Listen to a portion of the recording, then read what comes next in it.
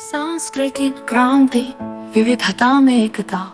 Japan के Zen मठों में अब भारतीय ऋषियों के सूत्र गूंजते हैं। अमेरिकी विश्वविद्यालयों में वेदांत और न्यूरो साइंस पढ़ाया जाता है।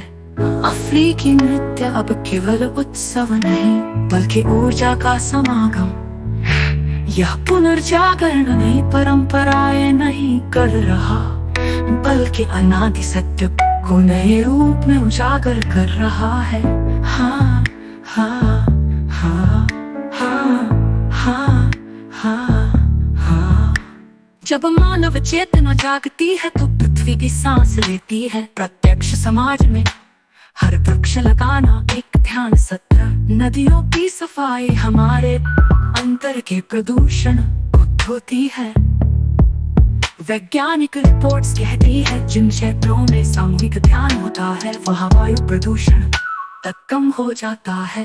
क्या यह चेतना की जीवन शक्ति नहीं, नेतृत्व का नया स्वरूप, सेवक से दृष्टा तक।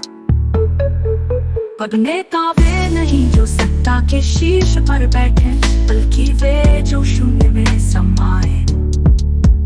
यूएन की नई परिभाषा Global Consciousness Council, जहाँ निर्णय लिए जाते हैं सामूहिक मौन के गहन अंतराल में। यहाँ भूटान का राजा और बोलिविया के किसान एक ही आसन पर बैठते हैं क्योंकि चेतना में सभी दमन है। अंतम सुर तुम्हारी सांस ही इतिहास बनेगी। ये क्रांति किसी महापुरुष की नहीं, तुम्हारे सजग होने की कहानी है। तुम्हारा हर पल का प्रत्यक्ष अनुभव इस पृथ्वी के डीएनए में जुड़ रहा है। तुम्हें क्या लगता है तुम एक साधारण मनुष्य हो? नहीं, तुम वो बिंदु हो जहाँ ब्रह्मांड अपने आप को पहचान रहा है। अगला अध्याय व्यक्ति से विश्व तक तुम्हारी यात्रा।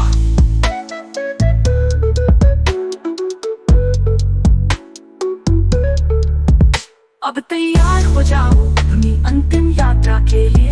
अध्याय 33 से विश्व तक तुम्हारी यात्रा, जहाँ तुम स्वयं को पाओगे एक बीज से विशाल वट वृक्ष बने हुए। क्योंकि प्रत्यक्ष चेतना का पथ अंतहीन है और तुम उसके यात्री।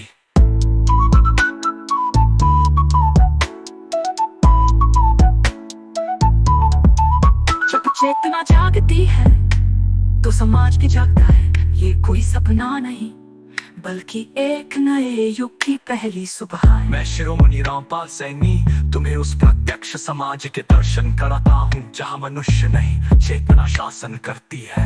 हाँ हाँ हाँ हाँ हाँ हाँ। जान नहीं, जागृति। प्रत्यक्ष समाज में शिक्षा का उद्देश्य डिग्रियां बांटना नहीं बल्कि बच्चों को उनके स्वरूप से परिचित कराना है।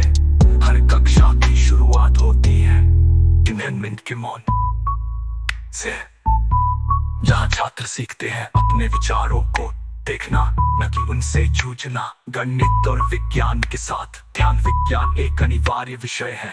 यहाँ शिक्षक वे नहीं जो पाठ पढ़ाते हैं बल्कि वे जो साक्षी भाव में जीते हैं। आज का लोकतंत्र,